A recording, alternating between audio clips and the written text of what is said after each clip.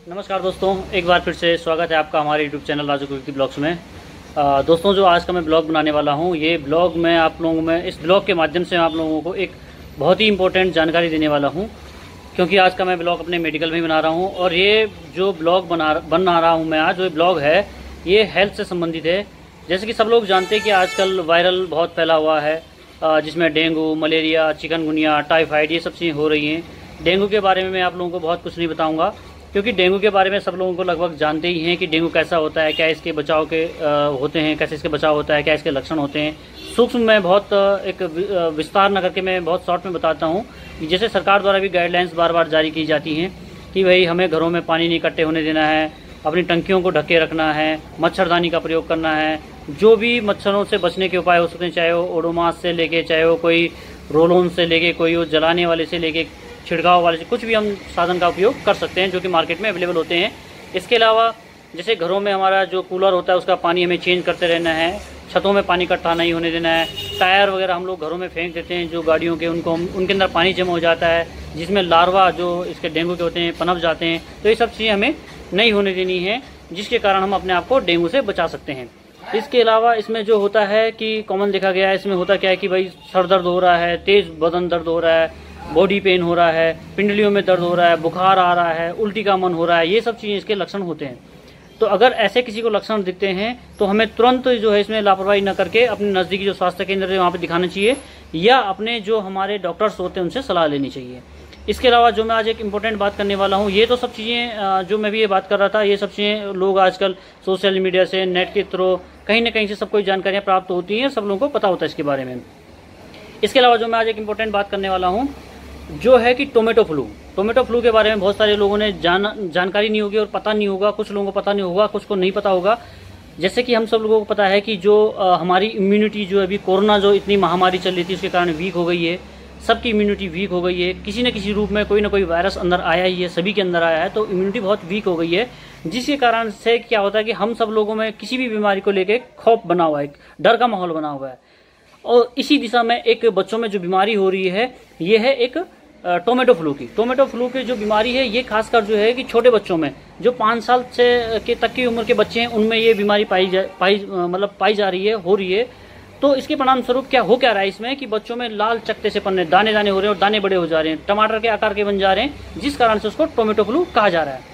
इसमें क्या हो रहा है कि डिहाइड्रेशन हो रहा है बच्चों में, और वायरल, ये बेसिकली एक वायरल है और वायरल की थ्रू हो रहा है। इसमें भी फीवर वगैरह, बुखार वगैरह आ रहे हैं, इसके छाले बन जा रहे हैं, शरीर में छाले पड़ रहे हैं बच्चों के, और चकत्ते जैसे मैंने बताया कि चकत्ते जैसे बन रहे हैं जो टमाटर के जैसे दिख रहे हैं, तो इसलिए इसे टेमीफ्लू कहा जा रहा है। और इसके अलावा मैं अगर बात करूं कि ये है तो नॉर्मल जो फीवर है उसी की तरह है, इसको चिकनगुनिया एक वायरल जैसा होता है, इसी टाइप में वायरल डिजीज की तरह होता है ये भी। इससे संबंध क्या, अगर मैं बात करूं तो इसमें मैं जैसे बता रहा हूं कि लाल रंग के हमें दाने दिखाई देते हैं, और यही सब चीज़ इसमें हो रहा है। रोग प्रतिरोधक क्षमता कम हो जा रही है बच्चों में, इसमें तेज बुखार आ रहा है, फफोले पड़ जा रहे हैं, चकत्ते पड़ जा रहे हैं, मांसपेशियों में खिंचाव हो रहा है बच्चों में, शरीर में दर्द हो रहा है, सूजन हो रही है, ये सब चीज़ें समस्याएं इसमें सामने आ रही हैं। डिहाइड्रेशन इसमें मेन कारण डिहाइड्रेशन का हो रहा है।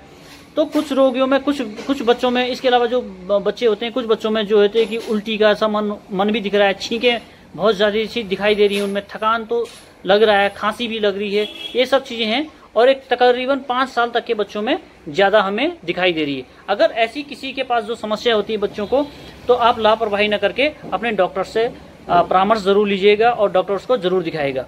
अब जो है इसके अलावा मैं अगर इससे बात करूं कि इसमें हमें करना क्या है, देखो तुरंत अपने डॉक्टर को दिखा देना है, मैंने आपको बता दिया है। बच्चों को जो है एक उनको स्वच्छ बना के रखना, नहला धुला के, अगर नहलाते हैं तो गर्म पानी का यूज़ करें आप, उसमें उबला हुआ पानी उनको पीने के लिए दें। अगर कोई भी फ्लू के लक्षण देते हैं तो मैं बार बार कह रहा हूँ अपने डॉक्टर्स को ज़रूर दिखाएं हैं, नहलाते समय गर्म पानी का उपयोग ज़रूर करें। इसके अलावा मैं बात करता हूँ, ये तो हो गई हमारे टोमेटो फ्लू के बारे में बात। इसका अभी कोई मतलब स्पेसिफिक जो एक पर्टिकुलर जो इसका ट्रीटमेंट अभी सामने नहीं आया, इस पर रिसर्च चल रही है, खोजबीन चल रही है, तो हमें अपने बच्चों को ऐसे बचाना है। इसके अलावा जैसे कि मैं कहा कि डेंगू जो चल रहा है, इसके लिए भी, प्रिकॉशन के लिए भी हमें फुल बाजू के अपने कपड़े पहनने हैं, और साथ साथ में पानी जितना ज़्यादा ले सकते हैं पानी वगैरह लें, हेल्दी भोजन लें, हमें बासी या पुराना खाना नहीं खाना है। ये सब चीज़ें तो कॉमन है, सब लोग जानते ही हैं, और अपने बच्चों का हमें खासकर ध्यान रखना है। क्योंकि कोरोना महामारी के कारण जो कि सबकी इम्यूनिटी, मैंने बार बार बोल रहा हूँ कि इम्यूनिटी वीक हो गई है। तो ये सब चीज़ें कुछ कॉमन चीज़ें हैं जो कि हमें ध्यान रखने वाली हैं, और इस तरह से हम अपने और अपने परिवार का ध्यान रख सकते हैं और स्वस्थ रख सकते हैं उनको। तो यही सब चीज़ें, अगर किसी को किसी और जानकारी, कुछ और जानकारी चाहिए होगी तो आप कमेंट बॉक्स में पूछ सकते हैं, पता कर सकते हैं। तो जैसे कि मैंने बताया कि ये जो बीमारी है, जो टोमेटो फ्लू की मैं बात कर रहा हूँ ये अभी यहाँ पे उत्तराखंड में बहुत कम है। हालांकि इसके जो कुछ लक्षण जो पाए गए हैं रुड़की में पाए गए हैं, वैसे गुजरात और अदर दक्षिण भारत वगैरह में ये बीमारी हो रही है, वहाँ पे फैल रही है। रुड़की में भी इसके कुछ लक्षण मिली हैं, सिविल हॉस्पिटल में इसके 2 मरीज पाए गए थे, उनके सिम्टम्स, उनके लक्षण पाए गए थे। तो ये सब चीज़ें यहाँ पे हो रही हैं। तो हमें अपने बच्चों को बचाना है, और उसके लिए करना क्या है हमें, अगर टोमेटो फ्लू किसी बच्चे में दिखता है कि उसका संक्रमण है तो उससे दूरी बनाए रखना है। और मास्क वगैरह का तो जैसे हम प्रयोग के लिए बारे में हमने बताया, ये सब चीज़ें तो कोरोना में भी बता रहे हैं, अभी बता रहे हैं कि इन सब चीज़ों का हमें प्रयोग करना है। ये साफ सफाई का विशेषकर हमें ध्यान देना है।